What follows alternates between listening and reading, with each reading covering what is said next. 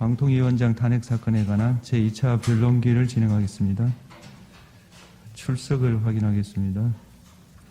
청구인 대리인 윤윤태 변호사님, 문수정 변호사님, 장주영 변호사님, 담당 변호사 온담의 정경욱 변호사님 나오셨죠.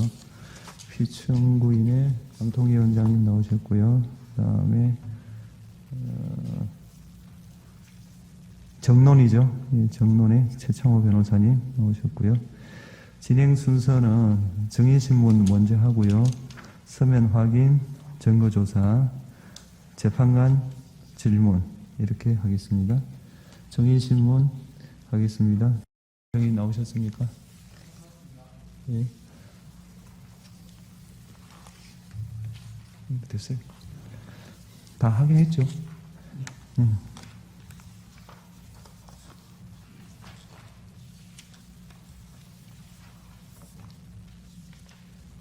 예. 생년월일이 어떻게 되십니까? 예. 하시는 일이 무엇입니까?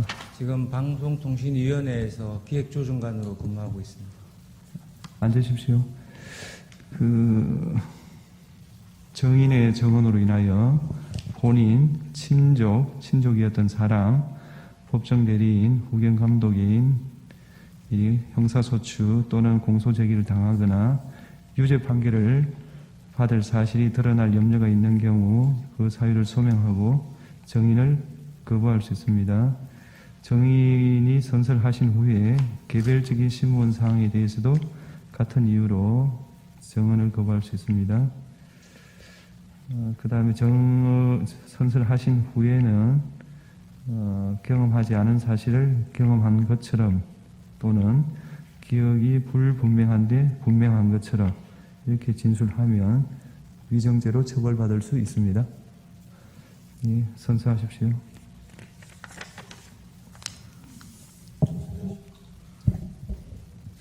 선서, 양심에 따라 숨김과 보탬이 없이 사실 그대로 말하고 만일 거짓말이 있으면 위정의 벌을 받기로 맹세합니다. 정인.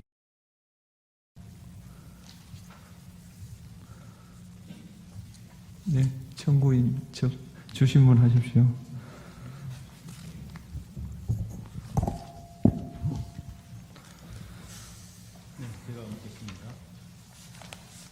이랑 정인은 현재 방송통신위원회 기획조정관을 근무하고 있죠. 네. 이양 정인은 방통위가 설립된 2008년부터 지금까지 계속 방통위에서 근무하고 있습니까? 예, 다른 기관에 파견이 나간 적은 있지만 기본적으로는 방통위에 적을 두고 있었습니다. 사망. 방통위는 합의제 행정기관으로 설립되었나요? 네, 그렇게 알고 있습니다. 방통위는 미국의 연방통신위원회 FCC를 모델로 삼아서 설립되었습니까? 방통위가 방송과 통신을 모두 담당한다는 점, 그리고 합의제 행정기구라는 측면에서 FCC와 유사한 측면이 있다고 생각합니다. 사항. 과거 국회가 추천한 방통위원을 대통령이 임명하지 않은 사례가 있었습니까? 없는 것으로 알고 있습니다. 국회가 추천한 방통위원의 임명이 지연된 사례에 관해서 묻겠습니다. 방통위원 양문석 의원 아시죠?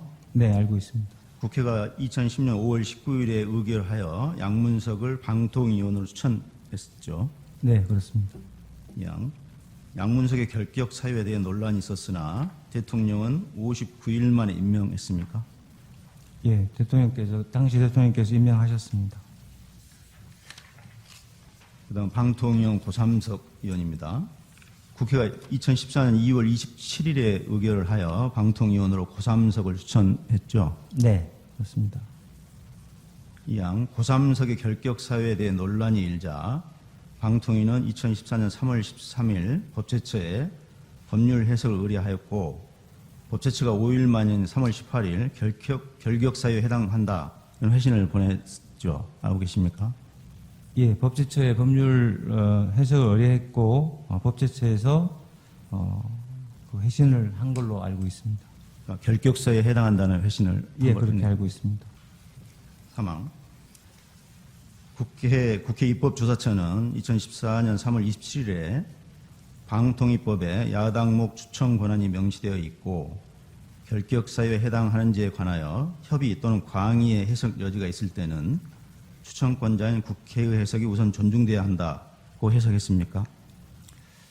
제가 입법조사처의 그 해석과 관련된 자료를 본 적이 없기 때문에 제가 그 부분은 잘 알지 못하고 있습니다.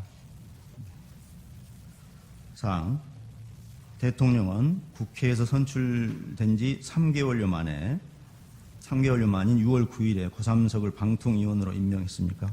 예, 그런 것으로 알고 있습니다. 6항, 방통위가 2017년에 47일간 2명의 위원만 재직하고 있던 때를 포함하여 2명 위원이 안건을 의결한 적이 있었습니까? 당시에는 그 안건을 의결한 적이 없는 것으로 알고 있습니다. 그러니까 그때도 2명이 위원이 재직할 때도 없었고 뭐 그 이전에도 이후에도 없었다는 거죠. 이 사건 이전에. 예, 하여튼 2017년도에 그 6월부터 7월까지 그 기간 동안 두 명의 위원만 재직하신 적이 있고요. 그때는 안건을 의결한 적이 없었습니다. 7항, 피청구인 2024년 7월 31일 제34차 위원회 회의에서 기피 신청되었음에도 의결에 참여하여 각하한 사실에 관해서 묻겠습니다. 강, 피청구인에 대해 박문진 이사를 지원한 과 기존 박문진 이사 기피 신청을 했죠. 예, 그런 걸로 알고 있습니다. 나 피청구인 의결에 참여하여 기피 신청을 각하하는 결정을 하였습니까? 예, 기피 신청권 남용에 해당하여 각하한다는 의결에 참여한 걸로 기억하고 있습니다. 잠깐만요. 그다음 다항은 의견을 묻는 거라서 제안하겠습니다. 다항이요? 네. 네, 다항 생략하겠습니다. 랑 2023년에 KBS 남영진 이사장이 김효재 부위원장에 대해 기피 신청을 했을 때 김효재 부위원장은 의결에 참여하지 않았죠. 예, 당시는 기각 결정이었고 기피 신청 의결에 참여하지 않은 걸로 알고 있습니다. 파랑, 과거 방통위의 한국방송공사 방송문화진흥의 이사 선임에 관해서 묻겠습니다. 강, 방통위는 2008년 설립된 이후 3년마다 5차례에 걸쳐 한국방송공사 KBS 방송문화진흥회 박문진 이사를 선임했죠. 네, 그렇습니다. KBS하고 방문진을 합하여 공영방송이라고 하겠습니다. 낭, 방통위는 과거 5차례 이사를 선임할 때 KBS 경우 정부 여당 측 위원이 선정한 이사 7명, 야당 측 위원이 선정한 이사 4명을 함께 선임했습니까? 예, 관행적으로 7대4로 선정한다는 그런 이야기를 하고 있습니다. 다만 그 사무처에서는 사실은 정확하게 그 부분에 대해서는 사실 알지를 못합니다. 네. 왜냐하면 최종적으로 이사를 선임할 때는 늘 투표로 결정을 했기 때문에 그렇습니다. 그렇게 한 이유는 모르겠지만 관행적으로 7대4로 이렇게 선임했다 이런 말씀인가요? 7대4로 선임했다고 이야기를 하고 있습니다. 다항, 박문진의 경우 방통위가 정부 여당 측 위원이 선정한 이사 6명과 야당 측 위원이 선정한 이사 3명을 함께 선임했습니까? 예, 동일한 답변을 드리겠습니다. 랑, 방통위가 여권 측 이사와 야권 측 이사를 함께 선임한 이유에는 방통위 운영의 정치적 다양성과 사회 각분의 대표성을 반영하기 위한 목적이 포함되어 있습니까? 방금 말씀드린 것처럼 이사 선임은 표결을 통해 결정을 하게 되는데요. 사전에 상임위원들 간의 논의가 있는 것은 알고 있지만 공식적인 회의가 아니어서 어떤 논의가 있었는지는 저희들은 알 수가 없습니다.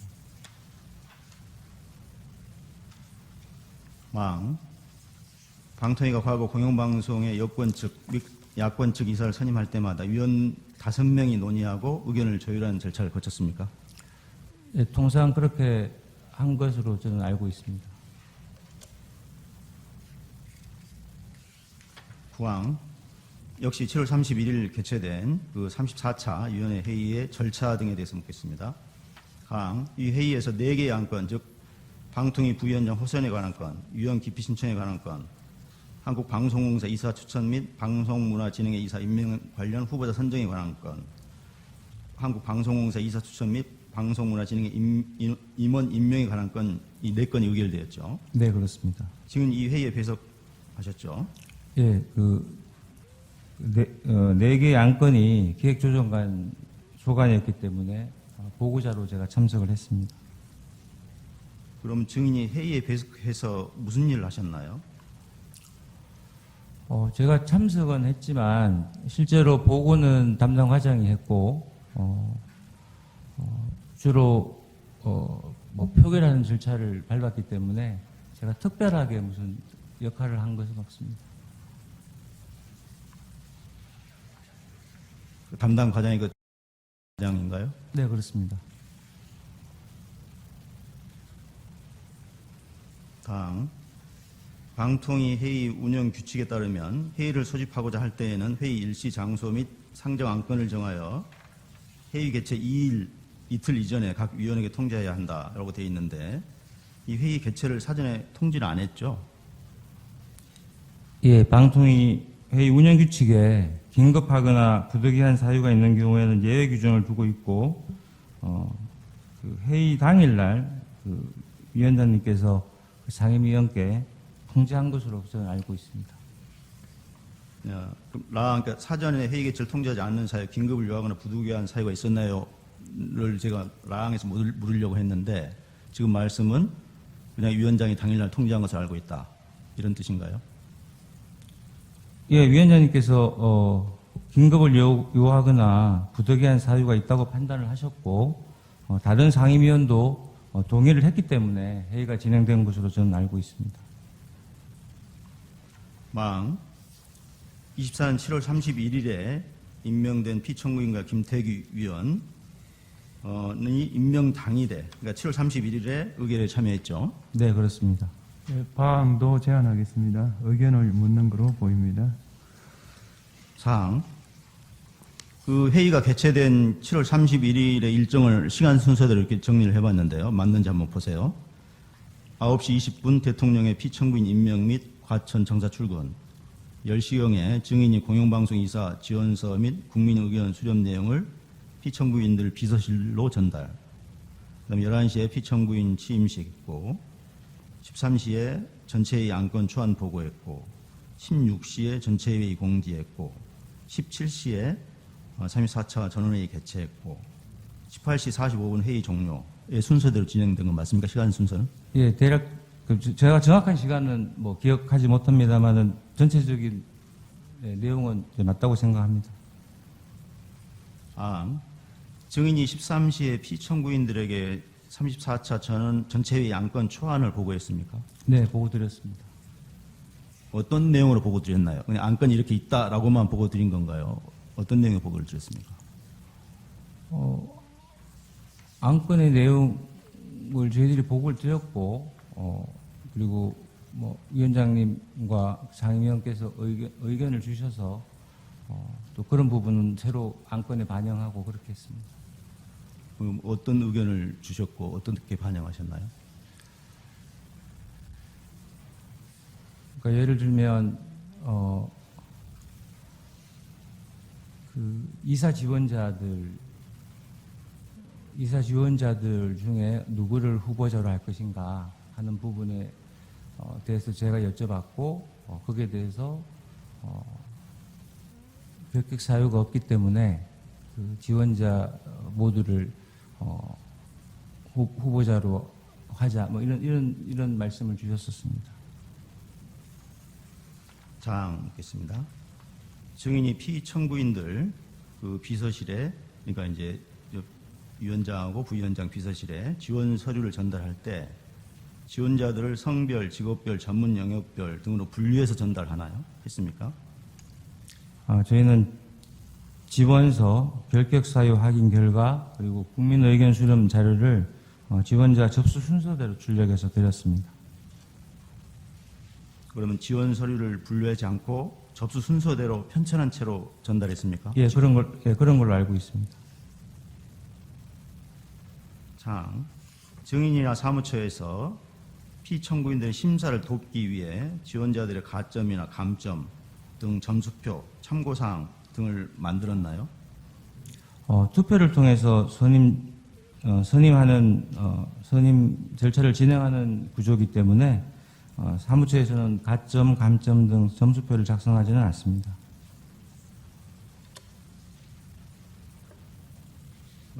같은 7월 31일 개최된 34차 위원회 회의에서 공영방송 이사 선임 등에 대해서 묻겠습니다. 당, 방송법과 방문진법에 따르면 당원의 신분을 상실한 날로부터 3년이 지나지 않거나 공무원 임용 결격 사유에 해당하는 사람은 공영방송 이사가 될 수 없죠. 네, 그렇습니다. 방통위는 이사 지원자들의 당적을 확인하기 위해 52개 정당에 조회했습니까? 예, 당시 선관위에 등록된 그 49개 정당에 문서를 보냈습니다. 그리고 19일까지 답변을 요청하였는데 그 중에서 9개 정당에서 답변을 보내왔습니다. 그러면 국민의힘과 민주당을 포함하여 40여 개 정당에서 회신을 하지 않았습니까? 네, 그렇습니다. 그 방통위는 범죄 경력 조회를 또 했죠. 그때 네. 회신을 받았습니까? 네, 회신을 받았습니다. 언제 받으셨나요? 제가 알기로는 7월 23일 전원 모두 이상 없음으로 회신을 받았습니다. 7월 13일이요? 7월 23일. 23일.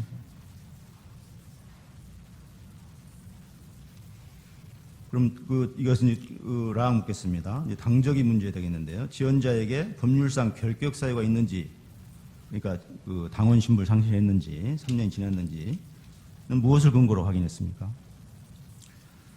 저희들이 지원서 접수 시에 지원자로부터 결격 사유 확인서를 받습니다. 그래서 결격 사유 확인서에 스스로 일단 기재를 하도록 하고 있고요. 그리고 당원 3년 경과 여부는 정당의 공문을 조회를 하고, 예를 들면 국가공무원법 결격 사유 여부는 아까 말씀드린 것처럼 그 행정정보 공동 이용 시스템을 활용해서 조회를 합니다. 그리고 선출직 3년 경과 여부는 선관위에 등록된 선거의 당선인을 통해서 확인을 합니다. 그리고 대통령 인수위원 3년 경과 여부는 대통령 인수위원회의 팩스를 통해서 저희들이 명단을 확인하였습니다. 예, 제가 라항에서 묻고자 하는 바는 지금 국힘과 민주당을 포함해서 40개 정당에서 회신을 안 했는데 네. 그 당원 신분을 상실한 날로부터 3년이 지나지 않았다는 걸 어떻게 확인하셨냐는 겁니다. 저희가 7월 31일 날 의결을 했는데 그때까지 회신이 없었고 그 위원장님과 상임위원님께서 회신이 없다는 것은 그 해당 사항이 없다는 걸로 보여진다고 판단하시지 않았을까 그렇게 생각합니다.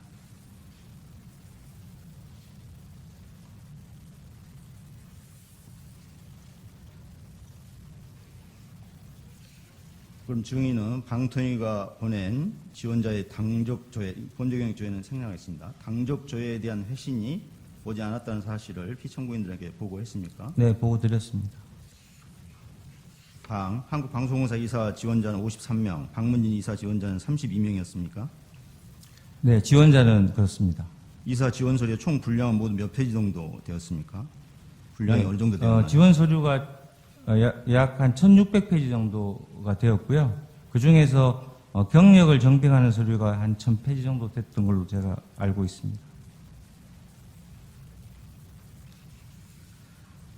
방통위가 이 사건 공영방송 이사 선임 당시 국민 의견을 수렴한 결과 약 500여 건의 의견이 제출되었습니까? 예, 총 454건이 접수된 걸로 알고 있습니다. 454건. 34차 전체 회의에서 피청구인을 53명의 이사 지원자들 모두 심사 대상으로 상정을 하고 그중 31명을 후보자로 선정하기로 의결했습니까? 그러니까 KBS 이사 지원자 83명. 네네. 예, 이 지원자 52명 그리고 방문지 이사 지원자 31명을 후보자로 선정하기로 의결하였습니다. 아, 그럼 총 84명인가요? 83명입니다. 83명이죠. 네. 장, 피청구인들은 회의에서 공영방송 이사 31명을 후보자로 선정할 때 선임 기준이나 전문성, 대표성에 대해서 논의한 적 있나요? 지원자들을 모두 후보자로 선정할 때는 지원자들이 모두 결격 사유가 없었기 때문에 후보자로 선정을 했었고요. 이 후보자들을 대상으로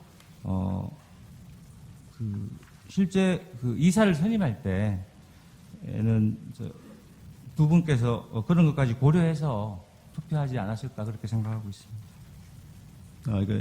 제가 이야기로는 지원자 83명 중에 1차로 31명을 선정하고 거기서 다시 또 최종 이사 후보를 선정한 걸로 알고 있는데 그렇게 되는 건 아니에요? 그렇지 않습니다. 예, 아까 말씀드린 것처럼 네.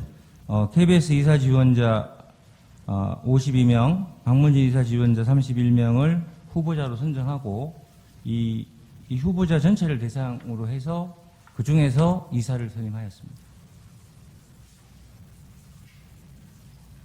그러면 그 차항에서 그 선임 기준이나 전문성, 대표성에 대해서 논의한 적이 있냐라고 제가 여쭤봤는데 그에 대해서 뭐라고 답변하셨죠? 다시 한번 정리해 주세요.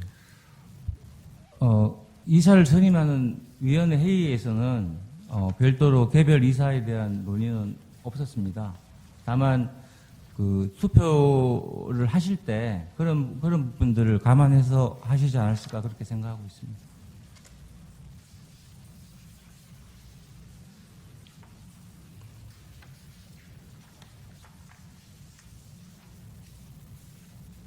피청구인들은 가항 생략하겠습니다. 다음 피청구인들은 31명 후보자 선정 및은 삭제하겠습니다.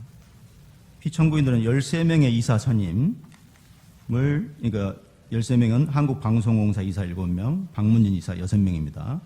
이사 선임을 토론 없이 7, 8차례 반복된 투표로 선정했습니까? 예, 기존의 이사를 선임했던 절차와 유사하게 투표를 통해서 결정하셨습니다.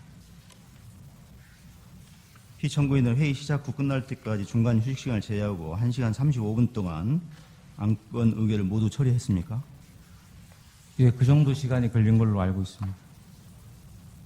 방통위가 21년에 이사를 선임할 때는 방통위원들이 후보자 60여 명을 상대로 화상 면접을 실시했습니까? 예, 면접을 실시한 것으로 저도 들었습니다. 피청구인들은 이 회의에서 면접을 실시하지 않기로 결정했습니까? 네, 선임 계획을 의결할 때 필요시 면접으로 의결하였고요. 위원장님과 상임위원께서 부위원장님께서 면접을 하지 않는 걸로 의결하셨습니다. 실제로 면접이 있었던 것은 21년도에 딱 한 번만 있었습니다.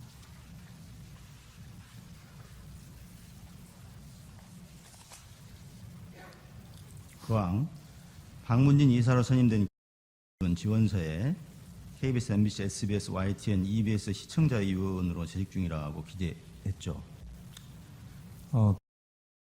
이사의 국민 의견 수렴용 이사 지원서에 정확하게 이렇게 기재되어 있습니다. 근무 기간 2005년에서 현재, 근무처 KBS, MBC, SBS, YTN, EBS, 담당 업무 시청자 평가원, 위원, 위원장 이렇게 기재를 하였습니다.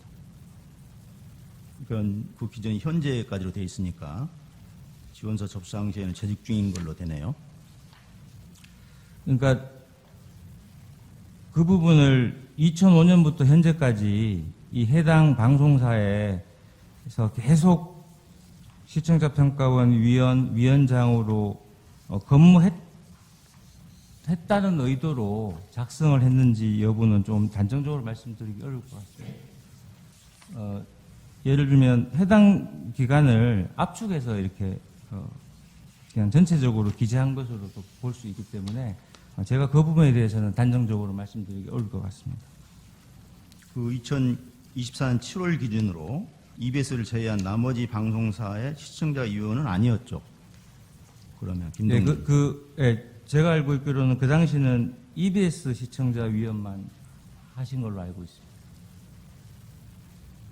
그러면 2021년 이전에 그만둔 MBC YTN의 시청자 위원까지 재직 중이라고 한 것은 허위로 기재한 거네요. 그러니까 그 제출하는 지원서에 명확하게 이 여기에 근무한다는 이렇게 근무한다고 기재된 것은 없기 때문에 제가 단정적으로 그렇다고 말씀드리기 좀 어려울 것 같습니다.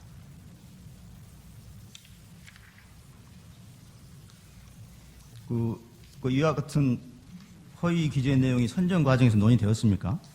뭐 허위든 아니면 사실과 다르든 뭐 증인 단정적으로 이야기할 수 없다고 하는데요. 이런 게 논의가 됐었어요. 이 재직 기간의 사실 여부에 대해서. 위원회 회의에서는 개별 후보자에 대한 뭐 논의는 없었습니다.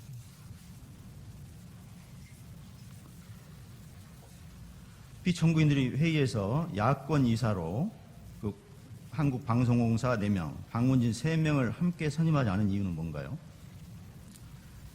그 한국방송공사 7인 그리고 박문진 6인에 대해서 선임된 이후에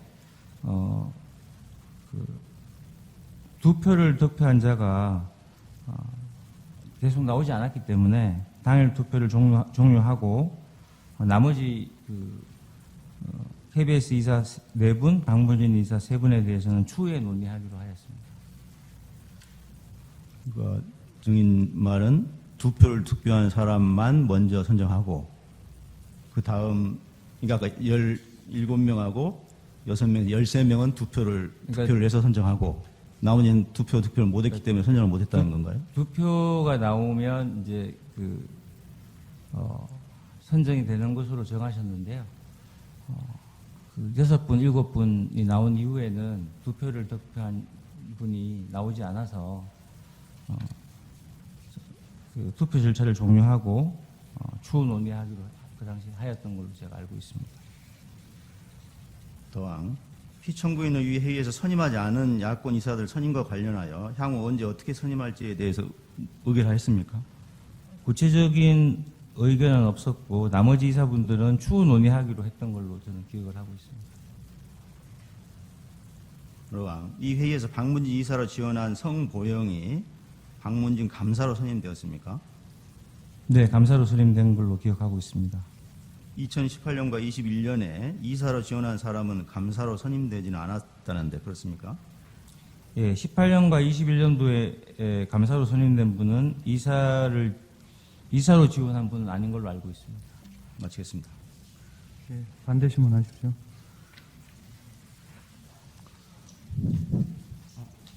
증인, 제가 묻겠습니다. 네. 예. 아까 청구인 측에서 물어본 그분이 이사가 되셨나요? 네. 지원서에 뭐 언제부터 언제까지 어디 이렇게 한꺼번에 두루뭉실하게 돼 있었나요? 아니면 어떻게 돼 있었는가요? 그 한 줄에 예. 그러니까 근무 기간 잠깐만요.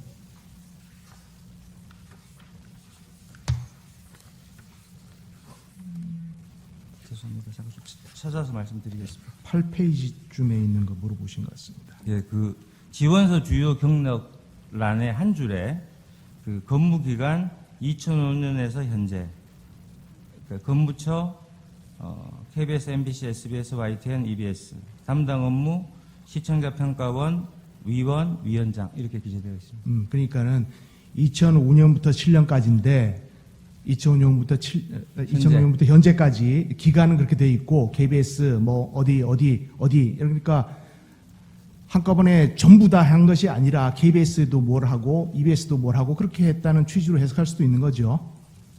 그러니까 이제 해석은 여러 가지로 네. 할 수 있을 것 같습니다. 근데 그러니까 이게 현재도 이 방송사들의 이런 직위로 근무하고 있다라는 취지로 작성했는지 제가 예. 단정적으로 말씀드리기 어렵다는 말씀을 드렸습니다. 그러니까 2005년부터 현재까지 KBS도 하고 EBS도 하고 여러 개를 한 것을 한 줄에 쓰다 보니까 그렇게 된 것이지 뭐 달리 해석할 수도 있다. 그 취지시죠? 네, 그렇습니다. 예, 그렇습니다. 자, 반대 신문상에 대해서 묻도록 하겠습니다.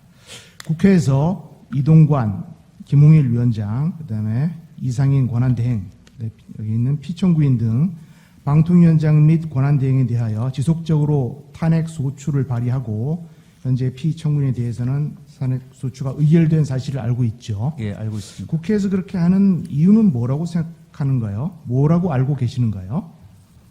그 탄핵 발의시마다 주된 이유는 조금씩 달랐지만 2인 체제에서의 의결을 주된 탄핵 사유로 계속 지적을 하셨습니다. 네. 그리고 2023년 작년 8월 이후에 방통위가 1인 또는 2인 체제가 된 사실을 알고 계시죠? 네. 그 가장 큰 원인은 뭐라고 알고 계시는가요? 그 전임 상임위원님들께서 그 임기가 만료된 이후에 계속 공석이 되었기 때문에 2인 체제 혹은 1인 체제가 계속 유지가 됐었습니다. 네. 아까도 답변하신 것 같긴 한데 국회가 방통위 상임위원을 추천하였으나 대통령이 임명하지 않은 경우가 있었는가요? 저는 없는 걸로 알고 있습니다. 없는 것으로 알고 있고. 그럼 국회는 작년 8월 이후에 결혼인 상임위원 추천을 했는가요? 추천하지 않았습니다. 안 했죠. 예. 그럼에도 불구하고 국회는 2인 체제가 위협하다라고 주장을 하면서 탄핵 소추를 계속 발의하고 있는 것이죠. 네. 네.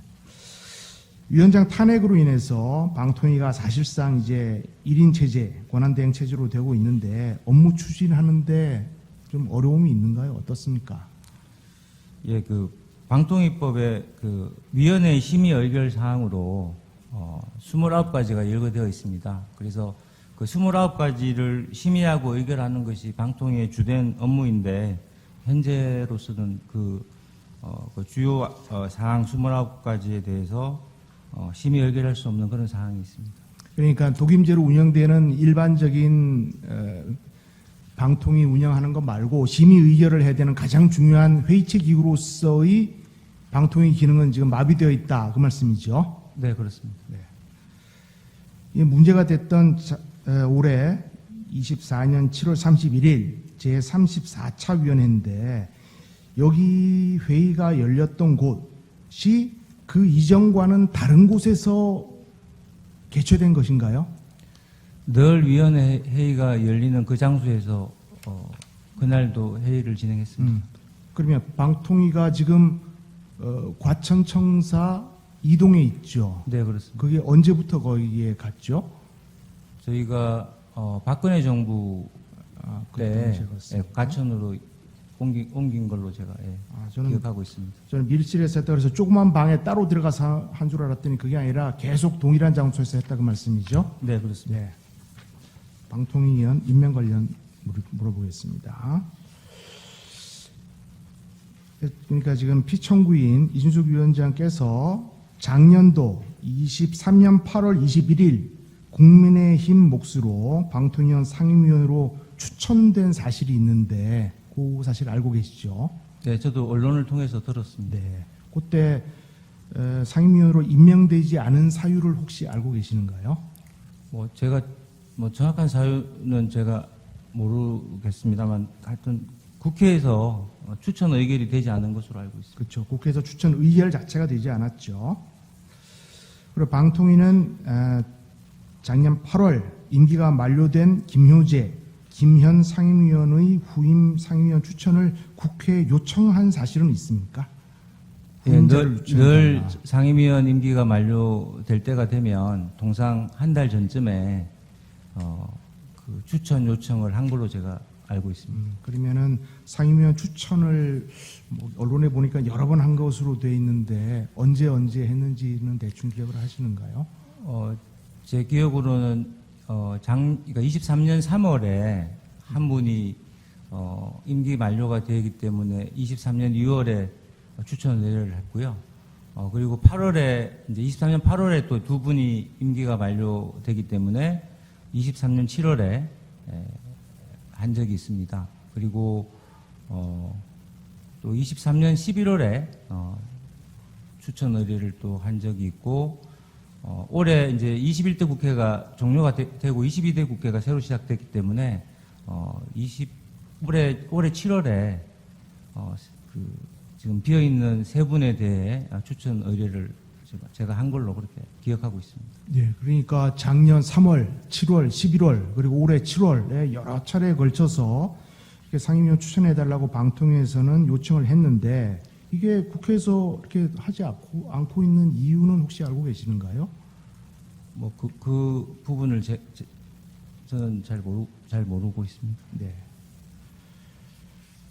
예, 방통위 임무, 그러니까 방통위원회의 임무 중에 하나는 공영방송 이사회를 구성하도록 이사를 선임하는 것이다라는 사실 알고 계시죠? 네, 아까 말씀드린 그 29개 심의 의결사항 중에 그것도 포함되어 있습니다. 예. 예, 피청구인이 작년 7월 31일 박문진 이사를 임명하고 KBS 이사를 추천한 사실은 알고 계시죠? 네, 알고 있습니다. 그런데 박문진 이사와 KBS 이사들의 임기가 박문진은 8월 12일이었고 그다음에 KBS 이사는 8월 31일이어서 이게 7월 31일이면 한 달, 그러니까 12일, 2, 3일밖에 안 남았고 그다음에 한 달밖에 안 남았으니까 한 달 전쯤에는 이사를 추천하거나 임명을 해야 되는 것이 상식적으로는 맞는 거죠. 네, 임기 만료 전에 추천하고 임명하는 것이 맞다고 생각합니다. 예. 통상적으로 이게 한 임기 만료 전에 한 어느 정도 전에 뭐 추천을 하거나 임명을 해 왔었습니까?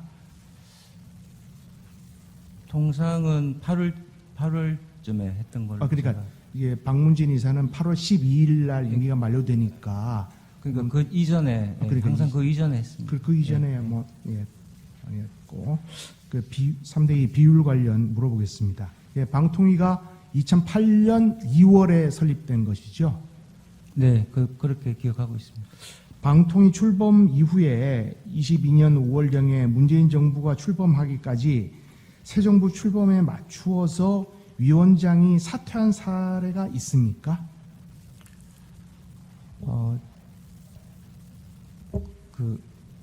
이명박 정부에서 박근혜 정부로 넘어갈 때 당시 위원장님께서 자진 사퇴하신 적이 있습니다.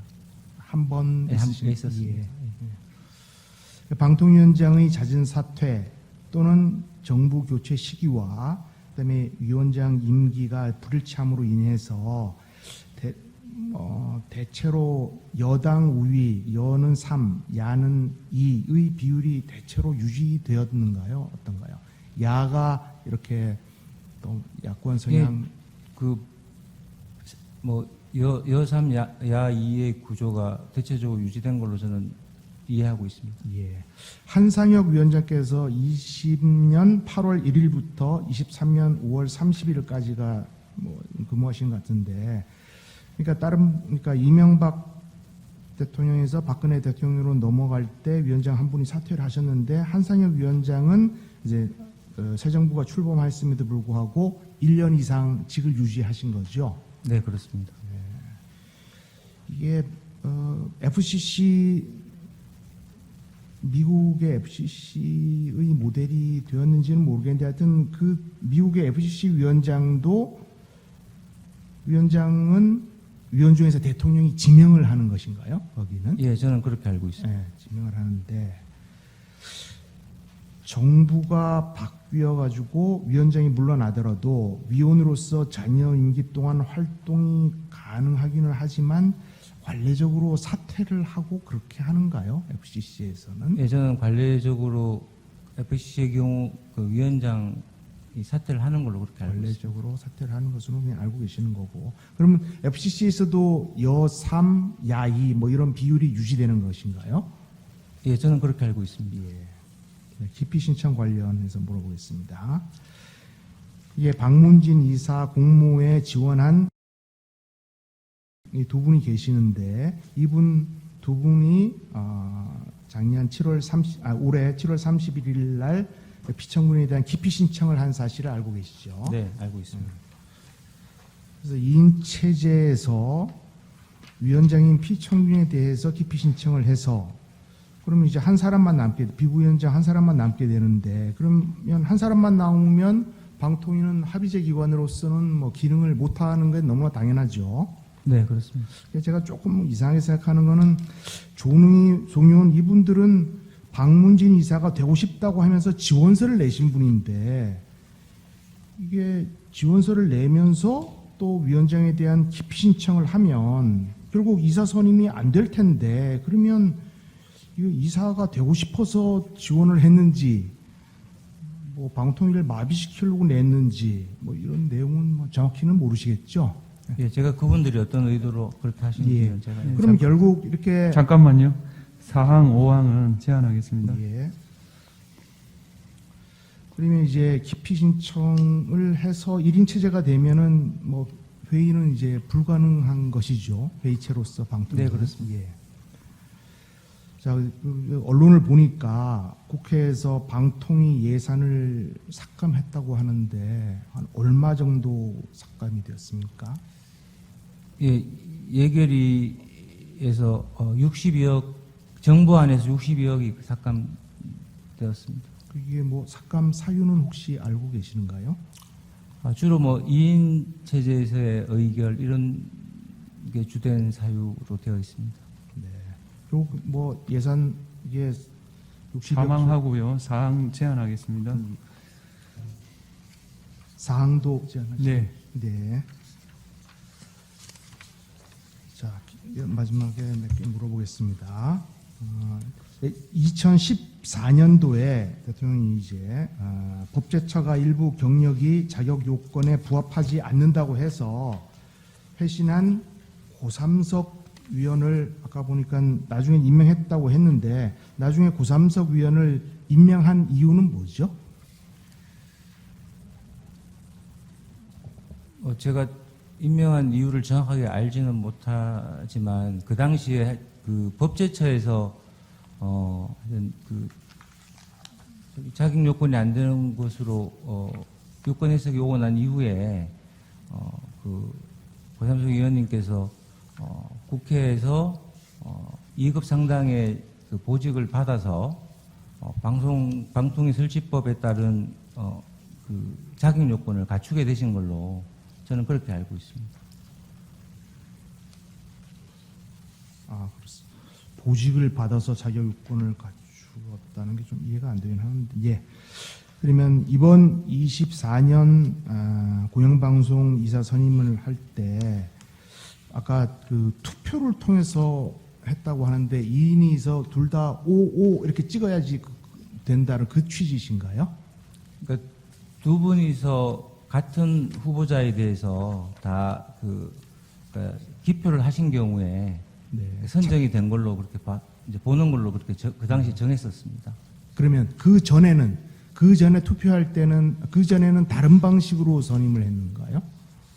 그 부분 제가 정확하게 기억은 안 납니다만 대체적으로 아마 그 5분 중에서 과반수를 득표하신 분들을 선정하지 않았었나 그렇게 지금 그때 제가 그럼 그건 제가 좀 정확하게 기억이 안 나서 그럼 이전에도 그러니까 투표를 해서 그 선임했다고 네, 말씀이죠. 늘 투표로 정했던 걸로 제가 기억하고 그리고 그 면접을 한 것은 뭐 21년인가 있습니다. 21년도에 딱 한 면접을 번만 했었습니다. 있었고, 예.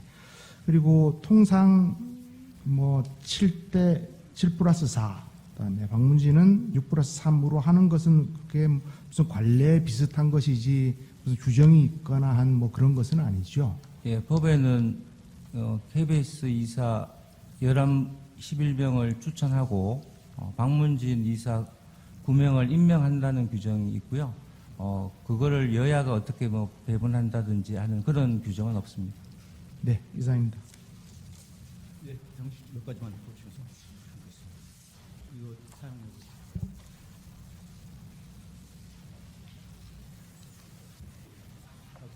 그 예산이 뭐 60몇 억이 삭감됐다 이런 말씀하셨는데 제가 지금 이 언론 보도 자료에 보니까 삭감된 부분도 있고 국회 예산심의에서 증액된 부분도 있고 그래서 이 표에 나온 것만 보면 한 56억 정도가 증액이 됐더라고요. 순증됐더라고요. 그 증액된 부분도 포함하면 순증된 거 아닙니까? 그 예결에서 통과될 때는 삭감만 있었습니다. 증액은 없었습니다. 아, 그럼 이 과방위에서는 순증됐는데 예결위에서 다시 삭감됐나요? 가방에서는 저기 뭐 삭감 예산도 있었고 증액 예산도 있었습니다. 하지만 예결위에서는 삭감 예산만 통과한 걸로 제가 지금 증액 알고 예산은 있습니다. 통과가 안 되고요? 네, 네.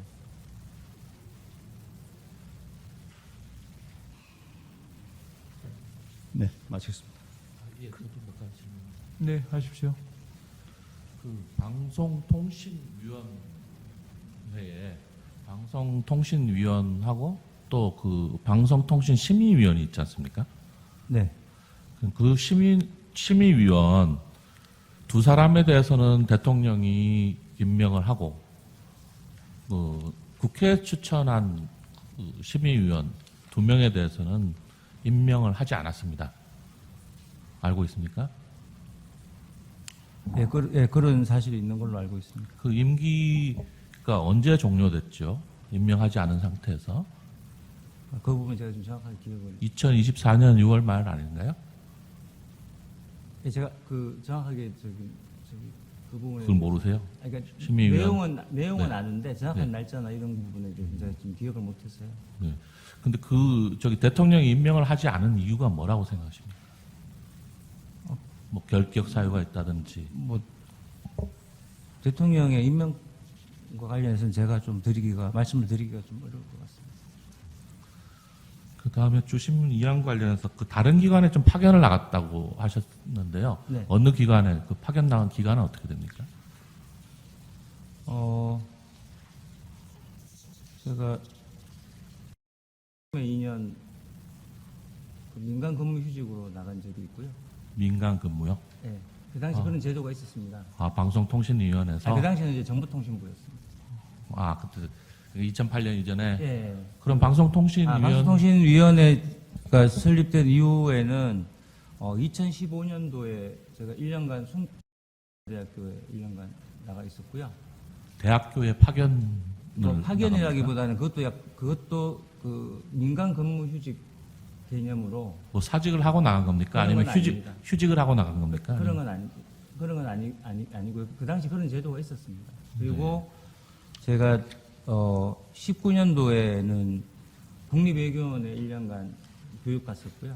그리고 20년도에 1년간 경북우정청장으로 근무를 했었습니다. 네.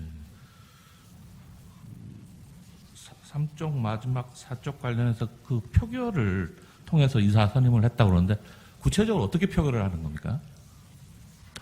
청문회 보면 한 7, 8차례 표결을 했다고. 후보자 명단이 모두 있는 그 투표지에 뽑아야 하는 이사 수만큼 각각 투표하셨습니다. 각각 계속 뭐 몇 사람이요? 7명? 그러니까 이제 그러니까 예를 들어서 KBS 같은 경우는 예를 들어서 7명만 KBS 뽑아라. 같은 네. 경우는 11명이니까요. 예. 그 두 분이서 그 전체 후보자 중에서 네. 그러니까 11명에 대해서 투표를 하셨습니다. KBS 11명을 다 투표를 했어요? 예, 그렇습니다. 그럼 박문진도 9명을 다 투표를 네, 했어요? 그렇습니다. 그 중에서 이제 겹치는 사람 뽑았습니다. 두 표. 예. 그다음에 구항 관련해서 그 긴급하고 부득이한 사유에 관련돼서 방송통신위원장으로 선임되자마자 그 당일날 소집 통지를 4시에 소집 통지를 했습니다. 그걸 받고 혹시 직원들 중에서나 본인 증인 중에서 이게 긴급하거나 부득이한 사유가 있다라고 그렇게 판단을 해서 아니면 그 사유가 없다라고 얘기를 혹시 뭐 통신위원장이나 부위원장한테 김태규 상임위원한테 얘기한 적 있나요?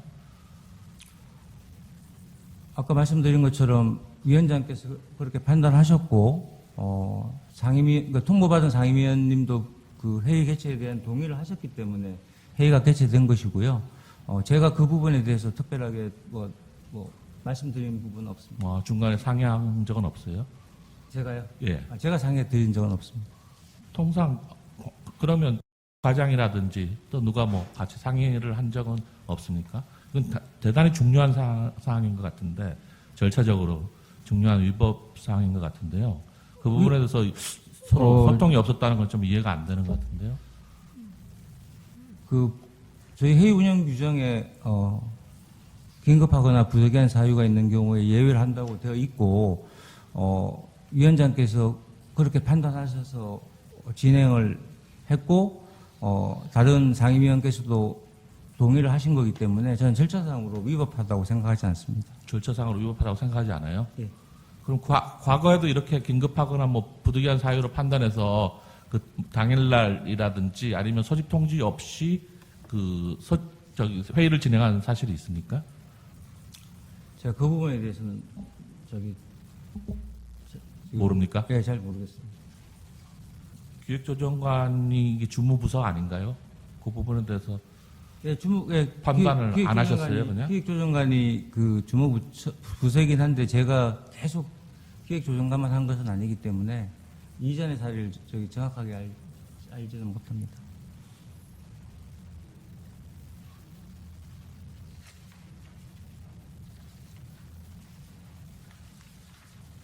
아까 그 반대 신문 사항 처음에 관련해서 그 8페이지에 뭐가 적혀 있나요? 8페이지 아까 피청구인 대리님께서 8페이지라고 얘기했는데 그 내용이 뭡니까? 그거 한번 좀 비춰주시면 좋겠는데요. 거기에 그러니까 경력을 쓰는 안에 이제 근무 기간이 있고 그다음에 그 해당 조직이 있고 그다음에 거기서 어떤 업무를 했는지를 쓰는 난이 이렇게 돼 있는데요. 그게 8페이지입니까? 뭐 8페이지는 제가 뭔지 잘 모르겠고요. 8페이지라는 말은 제가 어떤 의미인지 잘 모르겠고, 그래서 거기 이제 그냥 한꺼번에 다 쓰셨습니다. 그래서 제가 드린 말씀은 그 한꺼번에 쓰신 부분이 이전부터 현재까지 그 해당 방송사에서 그 해당 보직을 계속 맡고 있다는 의미로 쓰신 건지 아니면은 그 기간 동안 그런 업무를 한 적이 있다라고 쓰신 건지 제가 단정적으로 말씀을 드리기 어렵다라고 말씀을 드렸습니다.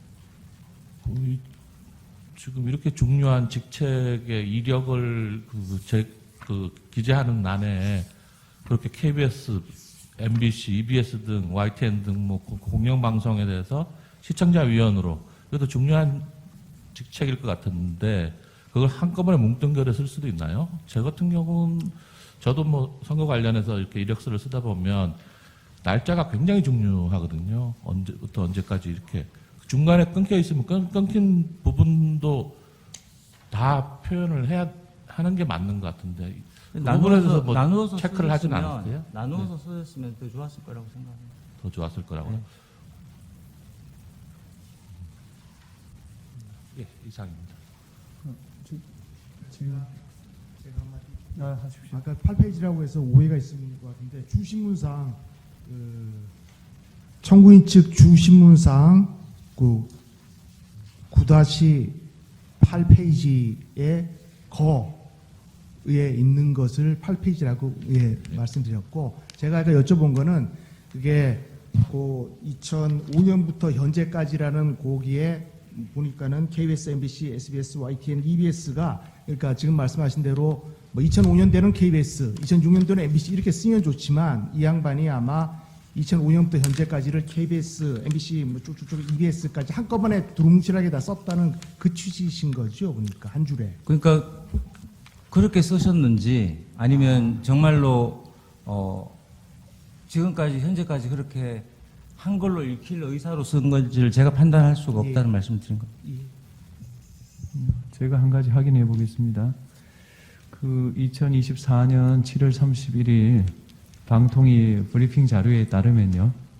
그 의결 안건에 후보자 중에서 그러니까 한국방송공사 이사 지원자 중 52명, 방송문화진흥회 이사 지원자 중 31명을 후보자로 정한다 의결하고 그 다음에 추천 임명 절차로 넘어가거든요. 네. 여기서 52명, 31명은 이사 지원자 전체가 아니지 않습니까? 차이 나는 숫자가 어떤 사람들인가요? 그러니까 이제 실제로 지원하신 분은 KBS의 경우에 53명, 예. 그리고 방문진의 경우는 32명이었는데요. 네. 각각 한 분씩 중간에 철회를 하셨습니다. 아, 철회. 네, 그래서 이제 그 KBS 경우에는 이제 52명, 방문진의 경우는 31명이 되신 거고요. 그분들이 모두 저희가 조회한 바로는 결격 사유가 이제 없었다는 점을 보고 드렸고, 그래서 그분들을 모두 다 이제 후보자로 해서 투표를 하시기로 하신 겁니다. 알겠고요. 네. 저 당적 관련해서요, 당적. 후보자들은 내가 당적 결격 사유가 없다, 이렇게 확인을 해줬다는 거 아니에요? 네, 그렇습니다. 그리고 방통위에서는 국민의힘, 민주당에도 다 조회를 보낸 거 아니에요? 네. 근데 국민의힘도 회신이 안 오고 민주당도 회신이 안 온 거죠. 네, 그렇습니다. 안 온 건데 그걸 방통위에서 해석하기는 결격 사유가 없으니까 회신 안 된 것으로, 그러니까 내용을 회신 안 하는 것으로 판단을 했다 이겁니까? 예, 그 부분에 대해서 저희는 보고를 드렸고, 네. 그러니까 위원장님과 그 부위원장님께서 그렇게 그렇게 판단하신 걸로 그렇게 그렇게 이해하고 판단을 있습니다. 했다. 예. 네. 네. 하십시오. 그 지원 서류를 7월 31일 그 당일날 그 제공을 한 거죠? 네, 그렇습니다. 네, 보통 지원 서류를 그 회의 당일날 제공을 하는 겁니까? 아니면 이번 것만 그렇게 한 겁니까? 이번에만 그렇게 보통 며칠 전에 그렇게밖에 지원 서류를 제공을 하죠? 이전에는 네.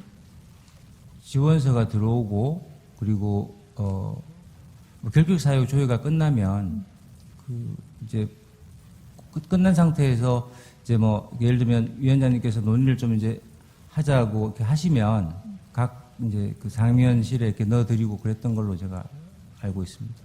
그 이번에는 그 전체 회의 당일날 그 위원장과 그 상임위원 두 분에게 지원 서류를 제공을 한 거고 네. 바로 표결이 된 거죠?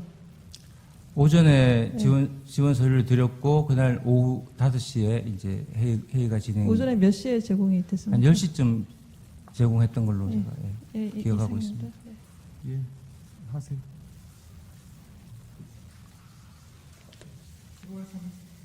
7월 31일에 증인이 그 오후 1시에 그 피청구인에게 33차 전체 회의 안건 초안 보고했다고 했죠. 네. 근데 이제 그 안건을 그 보고하기 전에 아까 답변할 때 의견을 주셔서 미리 의견을 주셔서 반영했다고 했는데 그 의견은 언제 받았나요? 그러니까 제가 아까 전에 이런 거예요. 질문의 취지는 33차 전체 회의 안건 초안을 1시에 이제 보고를 했는데 그거는 그냥 증인이 작성한 거를 그냥 보고를 한 건지 아니면 그 전에 피청구인한테 어떤 의견을 받아서 그걸 작성한 건지 그걸 묻는 겁니다. 오전에 작성 지시를 하셨었고요.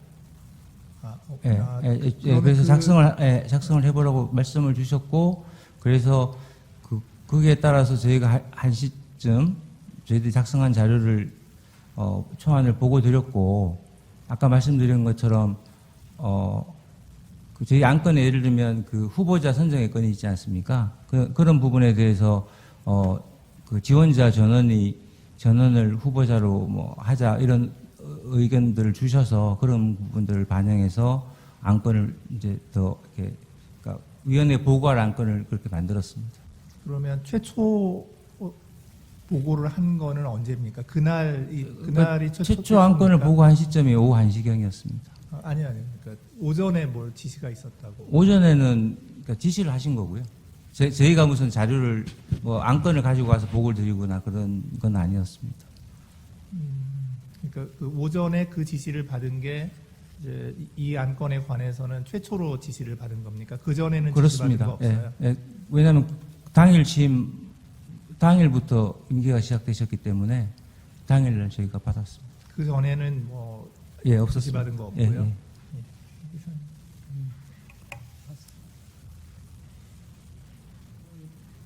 주신문 답변할 때 이사 지원 서류 총 분량이 1,600페이지 정도 된다고 말씀하셨습니까? 네. 그러면 그중 1,000페이지 정도는 병역 관련 서류라고 하셨죠? 그러니까 경력 관련된 경력. 관련된 정빙 서류 증빙 서류고 예. 600페이지는 뭔가요? 600페이지는 그러니까 저희들이 쭉 그 서류 양식이 있는데요. 그 아까 말씀드린 것처럼 주요 경력을 적는 난도 있고 그리고 뭐 앞으로 이사가 된다면 어떻게 뭐 할 건지 그런 거를 이렇게 기술하는 난도 있고 그렇습니다. 그런 걸 다 포함해서 네. 1,600페이지. 1,600페이지. 그러면 그 사무처에서 그 위원장님과 위원님께 1,600페이지 분량이 되는 자료를 좀 축약해서 이분은 어떤 분이다 이런 식으로 해서 어떤 축약된 정보를 제공하는 일이 있나요? 그러니까 이 건에서 제공하셨나요? 제공하지 않았습니다. 그러면 아까 그 임명되신 당일 오후에 의결을 했는데 그 사이에 임명식도 있고 여러 가지 처리 절차 보고도 받고 있었을 거 아니겠습니까? 그러면 그 사이에 그 1,600페이지 되는 정도의 분량의 그 지원 서류를 검토할 시간적 여유가 있었나요? 그거는 제가 답변 드리기는 좀 제가 검토한 사항은 아니라서. 여하튼 그날 이 서류가 이제 두 분께 보고가 간 것도 그 당일이죠. 그렇습니다. 네. 서류 전달 시각을 정확하게 이야기하자면 몇 시라고 할 수 한 있을까요? 10시경. 10시경 서류 전달됐다. 그럼 그때부터 회의하기 전까지 그 1,600페이지 정도 되는 분량을 검토했었어야 된다는 말씀이죠. 네, 그렇습니다. 네, 알겠습니다. 이상입니다. 승인 수고하셨습니다. 돌아가십시오. 저 제출 서면 확인을 하겠습니다. 청구인 측에서 11월 19일 정인신문상 증거 제출, 11월 25일 증거 제출, 11월 26일 준비 서면 참고 자료, 11월 29일 참고 자료, 12월 3일 증거 제출 맞습니까?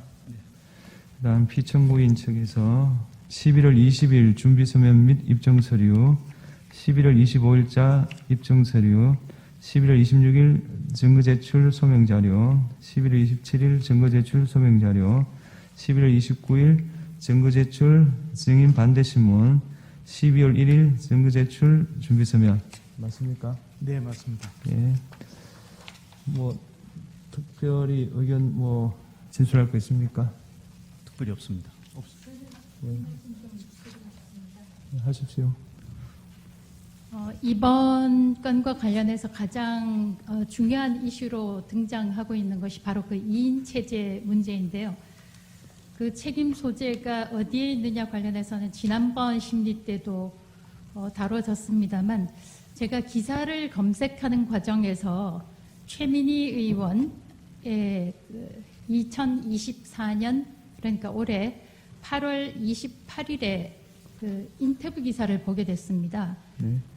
그런데 이제 직접 그 최민희 의원의 이야기입니다. 이때 그 2023년 11월 7일 본인이 직접 스스로 사퇴하기 전에 이를 거론을 하면서 이렇게 이야기합니다. 지금부터 인용입니다. 제가 원외였기 때문에 직접 법제처에 전화할 수도 없었고 계속 심사 중이라는 답변만 받았다.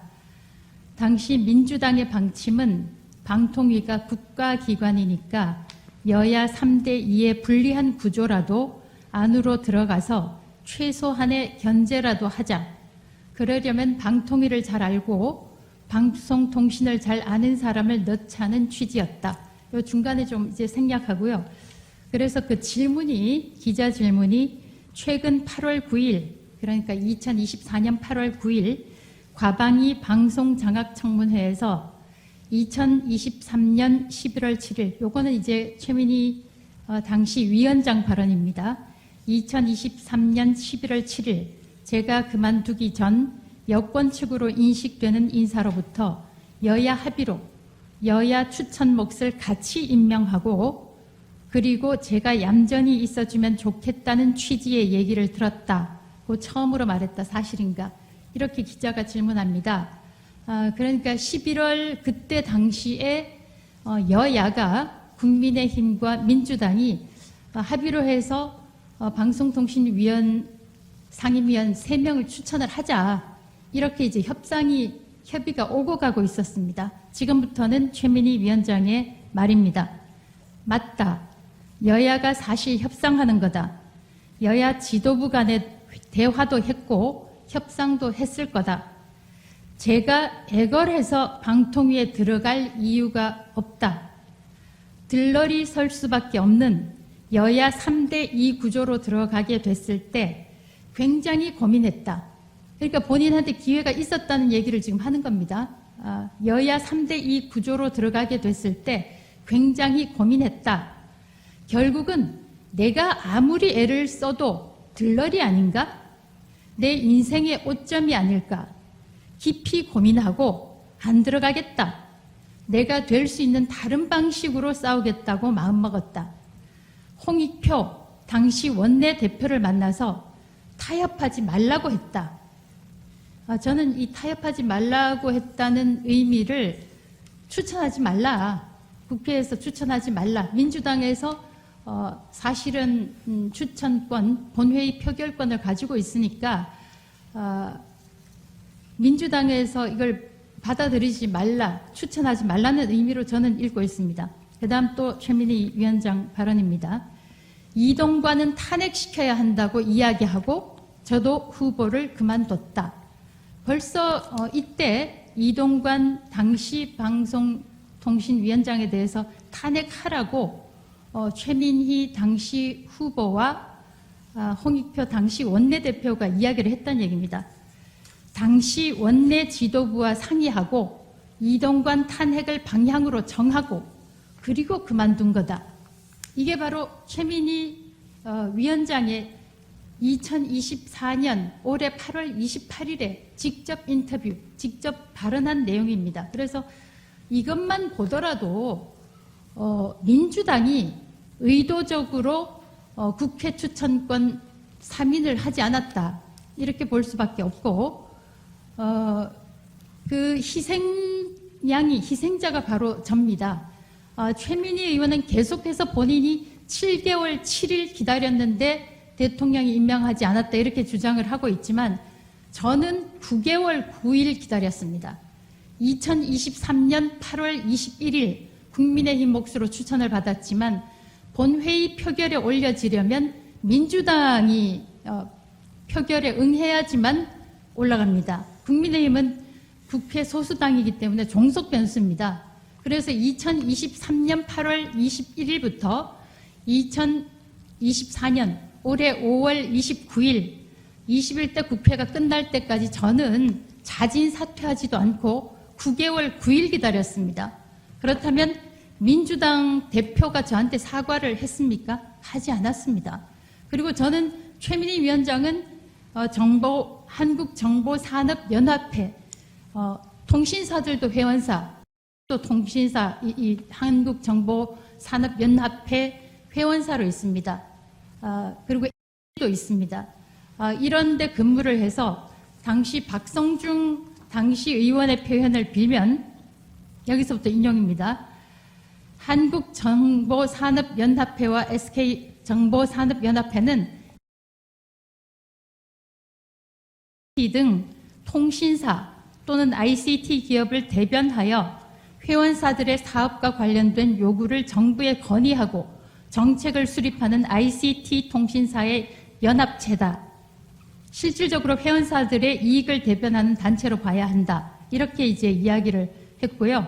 상근 부회장을 역임하면서 총 4억 8,400만 원 이상 보수를 받았다. 이렇게 박성중 의원의 이야기를 한 바 있는데 저는 아무런 결격 사유 없이 9개월 9일 동안 기다리다가 21대 국회가 끝나면서 자동 그냥 없던 일로 됐습니다. 최민희 의원은 7개월 7일 기다리면서 다른 방식으로 싸우겠다.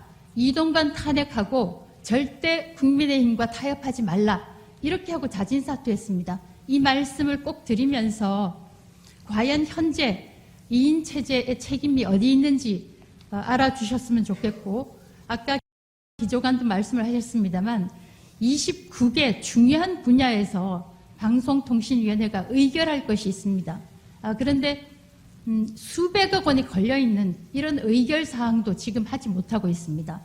또 언론에 제가 얘기했지만 올해 말로 KBS1 그리고 MBC 채널들에 대해서 재허가를 해야 되는데 그것도 만약에 지연이 되면 공영방송들이 무허가 불법 방송을 하게 됩니다.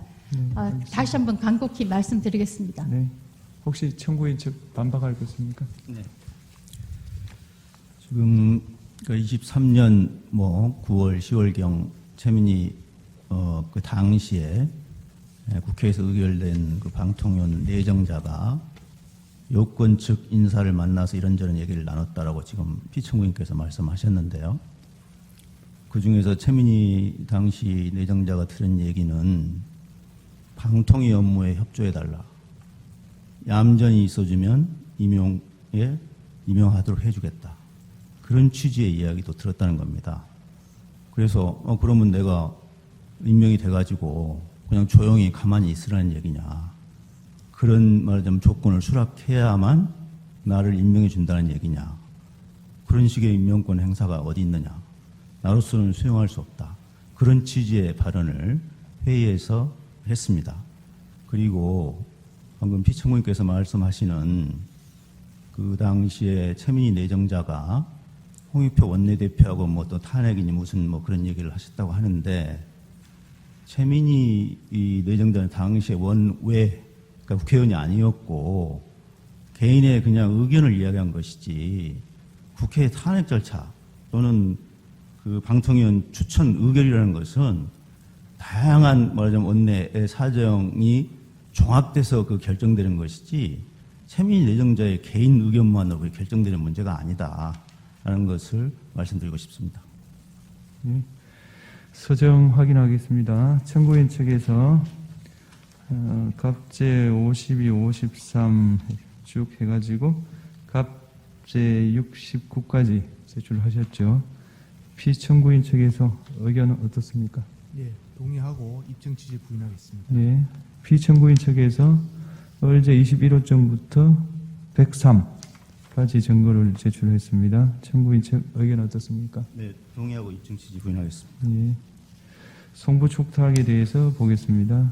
청구인이 11월 7일 서울고등법원에 2024년 65319 제재조치 취소 처분 취소 사건 기록에 대해서 송부 촉탁했고 채택해서 11월 20일 회신이 도착했고 갑제 69호점으로 서정 제출하셨죠. 예.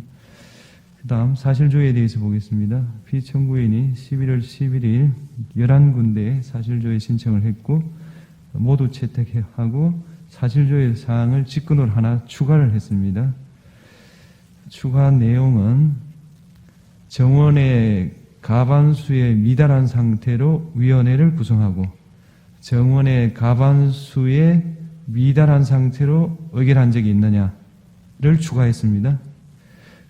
사실조회 결과 모두 도착했고 그 회신 사항은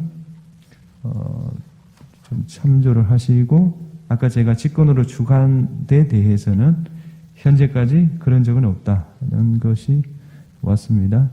그리고 재판부에서 직권으로 11월 21일 방통위에 2인 체제에서 하는 심의 의결의 적법 여부에 대해서 법률 자문을 받은 적이 있다면 자료 전부를 내라 했고 11월 27일 회신이 도착했으며 그 내용은 두 군데 회신 자문 결과 모두 적법하다 이렇게 확인을 받았다는 내용입니다. 특별한 의견이 있습니까? 저희가 나중에 서면으로 그 인용해서 반박하도록 하겠습니다. 네. 예, 특별한 의견은 없습니다. 네. 그 다음에 서정 조사를 하겠습니다. 오늘 채택된 갑자 52에서 69, 그 다음 월제 21에서 103까지 다 열람하셨다면은, 재판부와 양 당사자가 열람하는 것으로 개별 서정 조사를 대체하려고 합니다. 어떻습니까? 네, 동의합니다. 예, 동의합니다. 예. 그러면 이상의 증거들은 열람하는 것으로 개별 증거 조사를 대체하도록 하겠습니다. 그 다음에 증거 조사는 마쳤고요. 추가 증거가 필요하다면 7일 내에 제출해 주시기 바라고요. 변론을 마치기 전에 재판관 질문이 있겠습니다.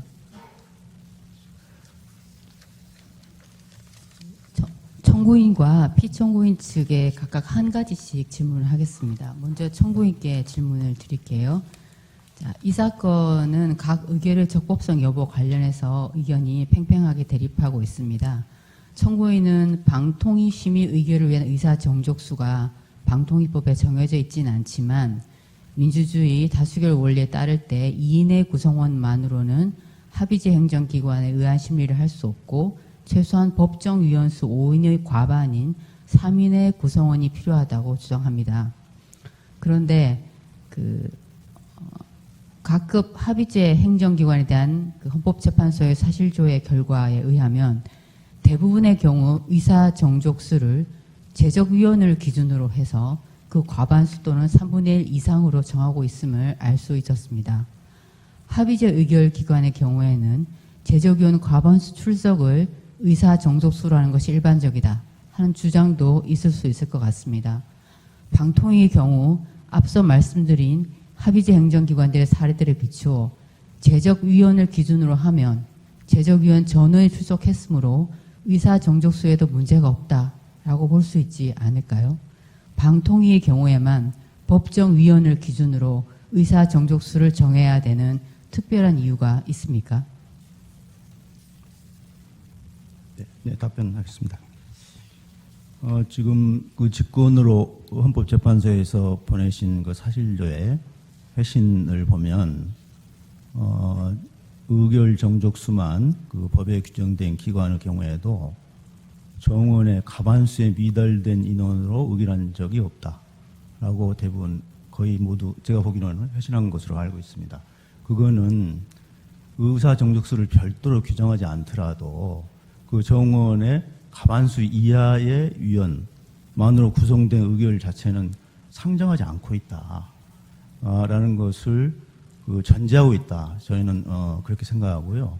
그다음에 이 방통위 같은 경우에도 처음에 설립될 때 그 복잡한 정부안을 마련해서 국회에서 또 논의를 하고 위원 구성이 바뀌고 하는 과정에서 말하자면 여야가 2명, 1명씩 국회가 추천한 3명이 결합돼서 운영하는 합의제 행정기관으로 만든 취지는 당연히 대통령이 지명한 2명만으로 행정을 하라는 뜻이 아니고 국회가 추천한 사람이 추가돼서 같이 논의를 해서 행정을 하라라는 그 취지가 담겨 있습니다. 왜냐하면 원래 정부안은 대통령이 5명 모두 임명하는 것으로 되어 있었습니다. 그러나 국회 논의 과정에서 미국의 FCC 모델을 본따가지고 여야가 3명씩 추천해서 5명의 상임위원을 구성하자라고 돼 있고 그런 그 설립 취지에 따르면 방통위는 특히나 이 상임위원으로 구성되어 있고 여야가 추천하는 이 형태는 제가 알기로는 방통위하고 방심이 지금 제가 기억하기로는 그 정도입니다만은 특별히 법에 국회의 추천, 여야 또는 국회의장, 국회 상임위원회 추천 이런 그 규정이 법에 명시되어 있기 때문에 그런 추천 권한이 존중되어서 임명되어서 합의 형식으로 운영돼야 된다라는 것이 전제되어 있다고 생각합니다. 예, 거기다가 이제 지난번 의견서에서도 밝힌 바와 같이 그 의사 정족수를 규정하지 않는 이유는 이런 입법자들의 취지라든지 의도를 본다면은 5명은 당연한 걸 전제했기 때문에 의사 정족수를 규정하지 않는 것이라고 사료됩니다. 이상입니다. 네, 그 점과 좀 관련해서 결국 이제 반대 측면에서 그 피청구인에게 물어보는 것인데요. 이제 피청구인은 이제 방통위법에는 의사 정족수에 대한 규정이 없고 제적위원 과반수라는 의결 정족수만 규정하고 있고 이 사건 각 의결은 제적위원 2명의 전원 찬성으로 의결됐으므로 적법하다 이렇게 주장하고 있습니다. 네, 그런데 방금 언급된 그 사실조회 결과에 의하면 제적위원 기준이 아닌 정원, 법정위원을 기준으로 할 때 과반수에 미달한 상태로 위원회가 구성되고 정원 기준으로 과반수에 미달한 상태에서 의결한 사례가 없다는 취지입니다. 이와 관련해서는 위원회의 법정위원회 수에 과반수에 미달하는 제적위원만이 있는데 위원회의 심의 의결을 하는 것은 합의제 행정기관의 운영 원리에 부합되지 않는다는 것을 반증하는 현상이다라는 주장이 있을 수 있는데 이 점에 대한 피청구의 의견은 어떻습니까? 예, 방통위법을 제정할 때 정부안은 원래 5인 다 대통령이 임명하는 것으로 정부안을 냈습니다. 그런데 국회 논의 과정에서 대통령이 2명을 임명을 하고 3명은 국회에서 추천하는 사람을 대통령이 임명하는 식으로 이렇게 됐는데 2003년 8월 이후로는 2인 체제 또는 1인 체제가 됐음에도 불구하고 지금 국회가 추천을 하지 않아서 이런 사태가 발생한 것이고 야권 추천 1명이 있었다. 지금 2인 체제에서 5명 중 제적 2인 2사람이 의사가 합치돼서 심의 의결한 것이 위법이다라고 청구인은 주장하는데 야권 추천 1명이 있어서 3인인 경우에 그렇다 하더라도 3인 중에 2 플러스 여권 2인, 야권 1인 하면은 의결되는 것입니다, 이게. 그리고 여권 인사가 1명 더 있어서 3인이다. 그러면 3인이 5인 중에 3인이면 과반수가 넘고 3대 0으로 되더라도 의결이 되는 것입니다. 그렇기 때문에 지난번에 그 소장님께서 공공기관장의 임기와 대통령의 임기가 불합치하는 경우에 문제와 비슷한 경우처럼 정권이 바뀐 경우에 여야가 바뀌고 해서 임기가 불일치하는 경우에 어떻게 강제적으로 임기제와 방통위 문제 같은 이런 문제가 발생하는 것을 어떻게 하면 좋겠느냐 하는 말씀하셨는데 그것은 자진 사퇴하는 한상혁 위원장처럼 계속 근무한 분도 계셨지만 미국에서도 관례적으로 사퇴하는 것으로 알고 있고 강제적으로 사퇴하는 경우에는 직권남용죄 등의 문제가 있기 때문에 자연스럽게 순차적으로 바뀌는 것이 저는 임기제에 맞다고 지난번 의견서에서 제출한 바와 같습니다. 이상입니다.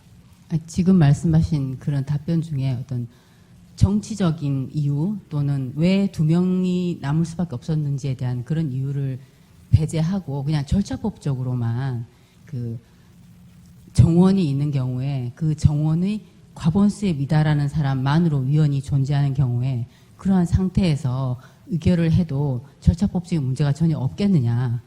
그것이 이제 합의제 기관이 기본적으로 운영된 원리는 민주주의 다수결 원리에 기반한 것일 텐데 그 원리와 관계없이 과반수 미달하면 경우에는 이번 사태와 같이 그런 특수한 사정이 있는 경우에는 언제나 과반수 미달 상태에서 의결을 할 수 있겠느냐 그걸 여쭤보는 겁니다. 네, 그것이 정당한지. 여기 그러면 2023년 8월부터는 방통위는 개점 휴업 상태고 문을 닫아야 되는 겁니다. 뭐 정치적인 이유라서기보다는 네. 2인만으로도 최소한 숨을 쉴 수 있도록 만들어 놓은 것이 제적이라는 것입니다. 그래서 정원이 5인이라 하더라도 제적 과반수라는 의미를 둔 이유가 국회가 추천하게 되어 있지만 국회 추천이 없더라도 2인만으로라도 이 합의체 기구가 운영될 수 있도록 한 것이 방통위법의 제정 취지라고 생각합니다. 알겠습니다. 그러면 당사자에게 공통적으로 질문을 하겠습니다. 그래서 주제는 2인 체제의 심의 의결이 위법하다고 가정하고 파면할 만큼 중대하냐는 겁니다. 왜냐하면은 적법하다고 하면 이 질문을 할 필요가 없기 때문입니다. 먼저 피청구인 측에 물어보겠습니다.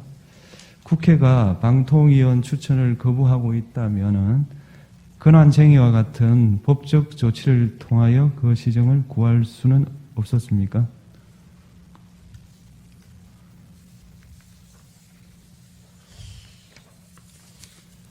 그 점은 제가 생각해 보지 않은 점이라서 차후에 서면으로 제출하겠지만 행정부에서 국회를 상대로 상임위원 추천을 해달라고 아까도 증인이 나와서 2023년 3월, 7월, 11월, 올해 7월 4회에 걸쳐서 요청을 한 바 있는데 행정부에서 국회에다가 자기 구성원들을 추천해 달라고 권한쟁의를 한다라는 것은 선뜻 채택하기 어려운 방법으로 생각됩니다. 그 점에 대해서는 추가로 제가 검토를 해서 서면으로 제출하겠습니다. 네, 알겠습니다.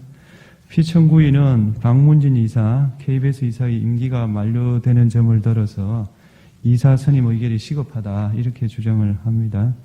그런데 두 기관의 경우 이사의 임기가 만료될 경우 직무대행자 규정이 있으므로 이사진의 공백 상태는 상정할 수 없다고 생각합니다.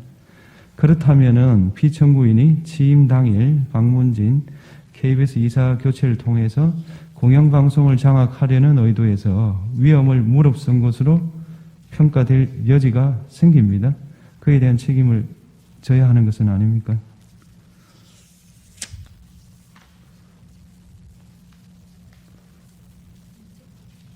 네.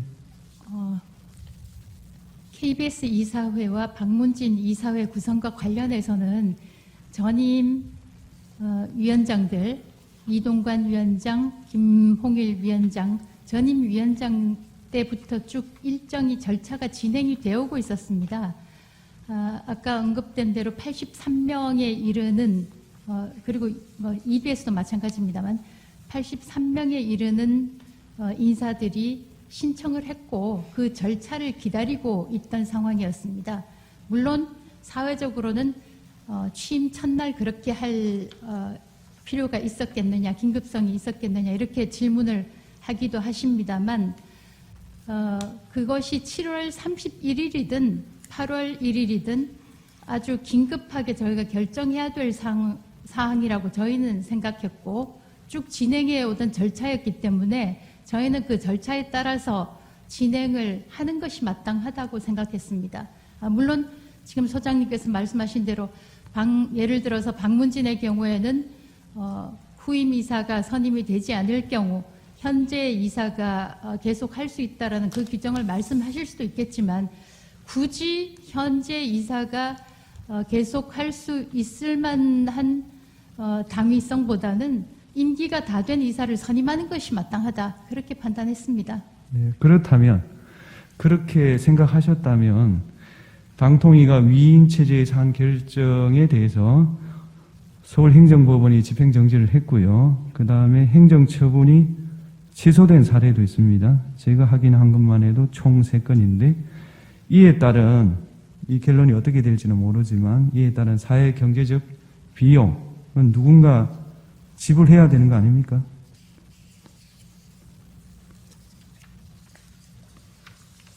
제가 말씀드리겠습니다.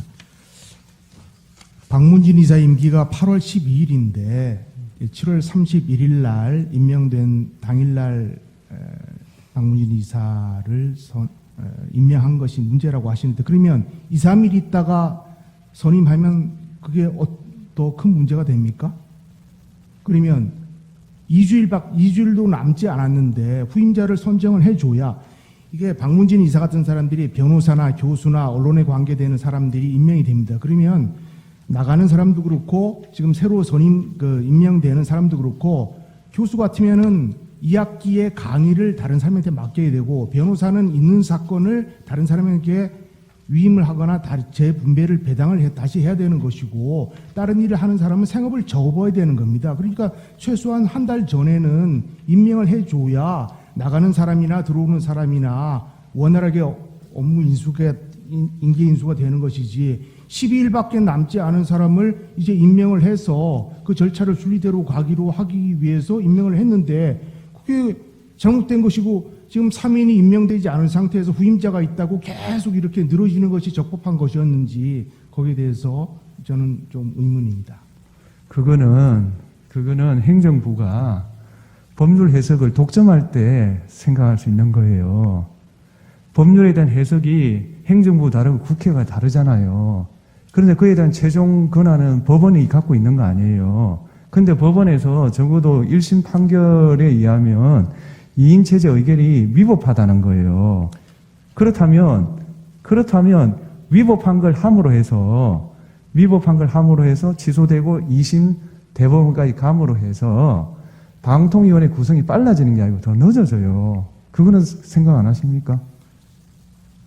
남부지법에서는 2인 체제가 적법하다는 판결도 나온 바가 있습니다. 그렇기 때문에 그 판결에 대해서는 여러 가지가 있는 걸로 아는데 예를 들면 서울고등법원 2024루 1120호를 보면 이렇게 돼 있어요. 피청구인이 유리하다고 낸 판결이에요. 의결 정족수를 충족한 것으로 보인다라고 하면서도 뭐라고 사족을 달았냐 하면 1인 그 합계 3명의 제적위원이 최소한 요구되는 것으로 해석될 여지도 없지 않아서 2인의 의결로 행해진 이 사건 처분의 절차적 위법성이 문제될 여지가 있다. 그렇지만 이거는 본안에서 심리할 문제다. 이렇게 결론을 맺었어요. 네. 그죠? 네. 그렇다면 왜 그런 위험을 무릅쓰냐는 거예요. 제 질문은. 행정처분이라는 게 더욱이 방송에 관한 정책이라는 거는 누적적으로 개성적으로 쭉 가야 되는 것이지 어떤 진영에서 이렇게 갔다가 어떤 지정에서 이렇게 갔다가 왔다 갔다 그게 국가냐 이 말이에요. 제 질문은 그걸 말하는 거예요. 그게 국가냐? 국가는 단일한 거 아니냐 이렇게 묻는 거예요. 한번 검토를 해보시고요. 청구인 측에도 질문을 좀 하겠습니다. 지난번에 물었는데 제가 좀 편견을 갖고 있는 것처럼 그렇게 하는 것도 있는데 그렇지는 않고요. 타당한 결론을 도출하기 위해서 질문하는 겁니다. 그냥 2인 체제가 위법하지만 방통위 추천을 회피한 국회에도 책임이 있는 것으로 생각할 수 있습니다. 그렇다면은 책임이 있는 당사자가 상대방의 잘못만을 들어 파면을 청구하는 것이 상당하나요? 네. 이제 저희 국회의 입장에서는 지난번에 정청래 법사위원장께서 말씀하셨지만 국회의 책임이 전혀 없다라고 이야기하지는 않고 있습니다. 국회에도 추천할 책임이 있고 추천을 하기 위해서 나름대로 노력을 해왔다라고 이야기할 수 있고요. 다음에 이제 국회 추천이나 선출이나 임명 동의나 이런 것들이 원내의 교수단체들 간에 다양한 논의가 있어야 되고 또 대통령의 임명권과 관계도 생각을 해야 되고 그런 국회라는 말하자면 이 기구 헌법기관 자체가 그런 절차와 과정이 필요한 기관일 수밖에 없다. 그런 측면에서는 국회의 어떤 자율성, 자율권을 존중해야 될 영역이 아닌 것인가. 추천하는 경우에 언제까지 추천해야 된다. 어떤 방식으로 추천해야 된다. 이런 내부 규정이 법에 전혀 없습니다. 물론 그렇다고 해서 국회가 그냥 손 놓고 있어야 되느냐. 그건 물론 아닙니다. 아니지만 아주 극단적인 경우를 제외하고는 정말 국회가 헌법상 법률상 책임을 정말 방기했다라고 누구나 인정할 수 있는 정도가 아닌 그런 상황이라면 국회가 추천을 조금 지연시켰다고 해서 국회의 책임을 묻는 것은 그게 국회만의 책임이냐라는 측면 외에도 조금 국회의 어떤 자율권, 헌법이 보장한 자율권을 존중하지 않는 것이 아닌가라는 우려가 있습니다. 예, 두 번째 질문을 하겠습니다. 방통위는 2인 체제 결정의 위법성 여부에 대해서 자문을 거쳤고 적법하다는 회신을 받았습니다. 그리고 이에 관한 법원의 판례가 없었던 것으로 보입니다. 그런 상황에서 2인 체제에서 결정을 한 피청구인의 행위를 가리켜 파면할 만큼 중대하다, 위법이 있다 이렇게 평가할 수 있습니까? 저희는 중대하다고 보고 있는데요. 왜냐하면 이게 피청구인이 처음 맞는 상황이 아니고 그 이전에 이동관, 김홍일, 이상인 직무대행 그 경우에도 모두 그 탄핵소추 발의 안에 2인 체제의 의결이 위법하다, 중대한 위법이다라는 내용이 포함되어 있었습니다. 그러니까 이런 사실을 피청구인이 아주 잘 알고 있었고 그렇기 때문에 본인도 서면에서 이야기했지만 언제 탄핵당할지 모르니까 그냥 이건 해쳐야 된다. 뭐 좀 속된 말로 말씀드리면 그런 생각으로 임명된 당일날 강행을 했는데 그것은 결국 의도적으로 말하자면 공영방송을 장악하기 위한 의도를 가지고 강행한 것이다. 이건 너무 중대한 위법이 아닌가. 예를 들면 더 좀 여유를 갖고 임기가 아직 남아있기 때문에 더 여유를 갖고 뭐 여당 쪽에도 대통령실에도 임명을 좀 촉구를 한다든지 좀 기다려 본다든지 직무대행 기간도 있고 후임자가 임명될 때까지 계속 일을 할 수 있기 때문에 당장 MBC나 KBS 운영에 당장 문제가 생기는 것도 아닌데 피청구인으로서는 그런 노력, 그런 절차를 전혀 거치지 않고 아예 의도적으로 그걸 무시하고 강행했다는 것은 너무 중대한 위법이 아닌가 저희는 그렇게 생각하고 있습니다. 제가 예. 말씀드리겠습니다. 거기다가 이제 방송통신위원회에서 자체로 그 법률 자문을 얻은 거는 좀 신빙성이 좀 떨어진다고 보고요. 그렇다면 국회에서도 한번 법률 자문을 별도로 구해서 그 부분에 대해서도 좀 제출하. 아니요, 그거는 그 의미로 하는 건 아니고요. 판단은 우리가 합니다.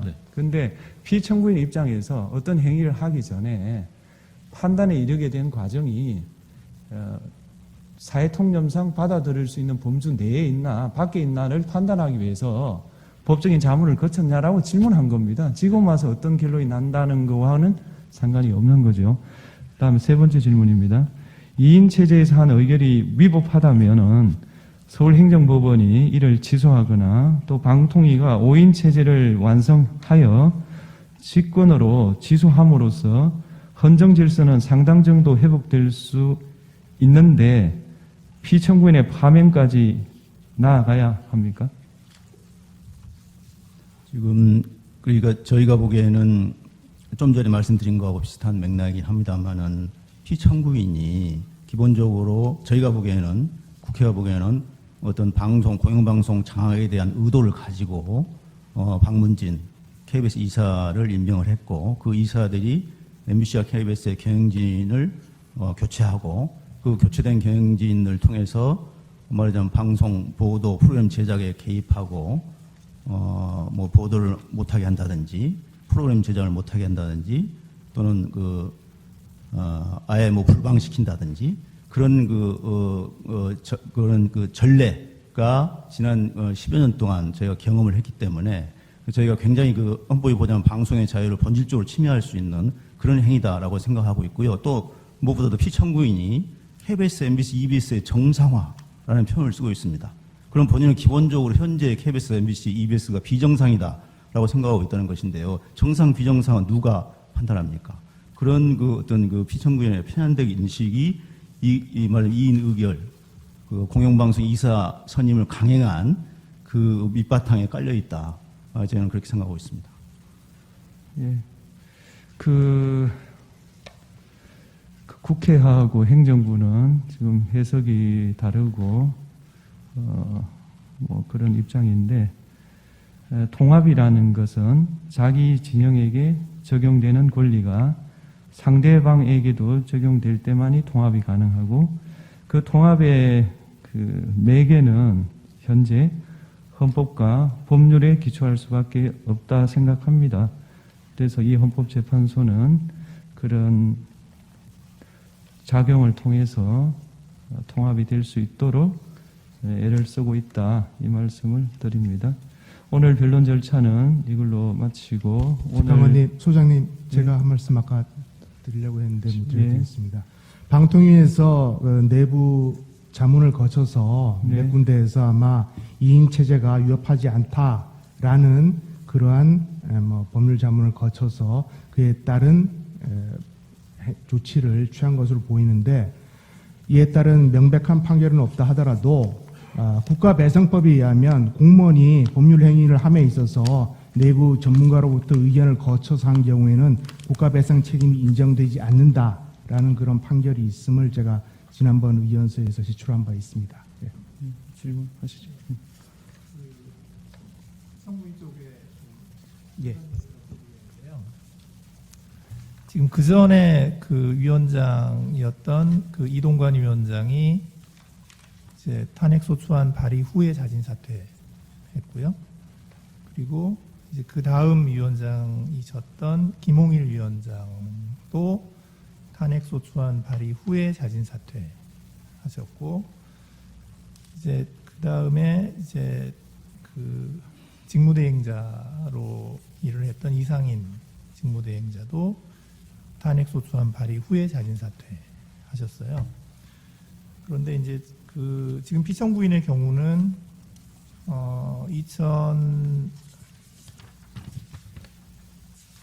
2024년 7월 31일에 이제 임명되셨죠. 임명되셨는데 지금 임명 당일에 지금 오늘 우리가 이야기를 했던 이제 여러 가지 그 이제 회의를 열어서 여러 가지 일을 하셨습니다.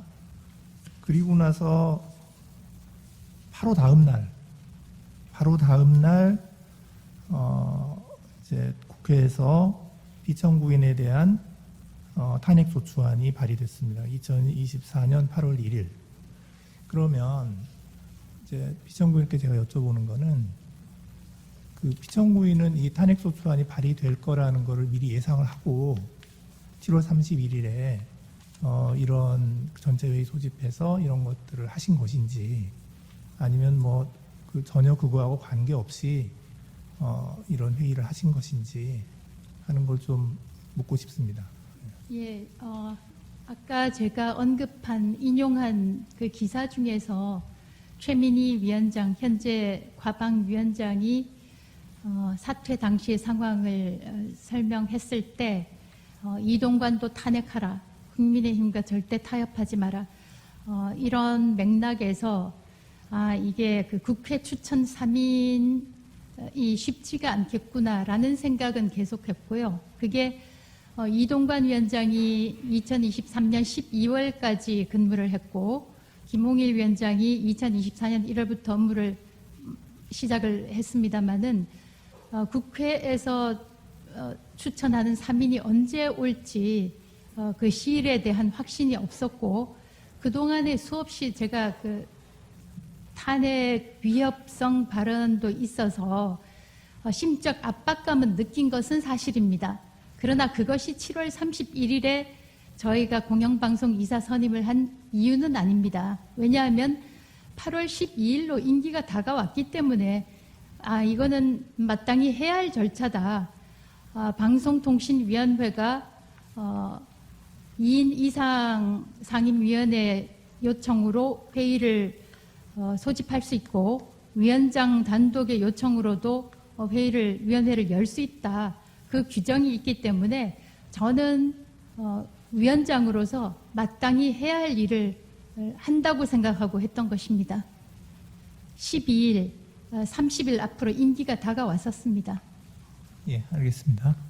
예, 오늘 질문에 대한 그 청구인, 피청구인 측 답변을 좀 듣기 위해서 다음 제3차 변론기일은 12월 24일 오후 2시 대심판정에서 진행합니다. 다음 기일에는 변론이 종결될 가능성이 있으므로 다음 기일에서 소추위원 측과 피청구인 측의 최종 의견 진술을 준비해 주시기 바랍니다. 이상입니다. 재판장님, 그럼 증거 신청은 모두 더 이상 없는 기각된 걸로 이해하면 되겠습니까? 그거는 계속 검토 중이다, 이렇게 말씀드리겠습니다. 네, 알겠습니다. 네, 맞습니다.